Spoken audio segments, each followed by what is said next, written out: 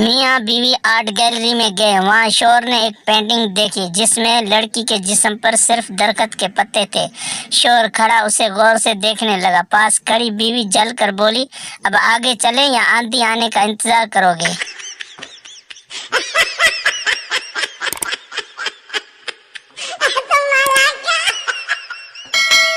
लड़की मोबाइल पर पठान से, तुम मेरी नींदों में, ख्वाबों में और जज्बातों में रहते हो। पठान, खुदा का कसम बाजी, तुमको किसी ने बेवकूफ बनाया है। हम तो पेशावर में रहता है।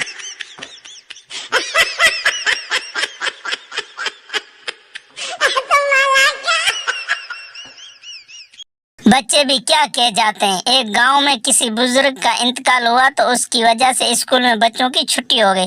दूसरे दिन स्कूल से आते वक्त बच्चों ने दो बुजुर्गों को देखा तो एक बच्चा बोला, दो और छुट्टियां घूम रही हैं।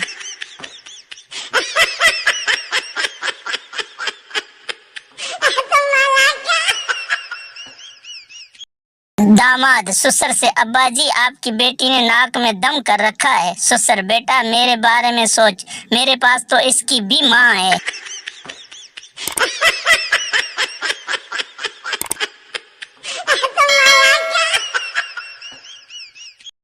बीवी अपने शोहर से, आपको मेरी खूबसूरती ज्यादा अच्छी लगती है या अक्लमंदी? शोहर, मुझे तो तुम्हारी ये मजाक की आदत बहुत अच्छी लगती है।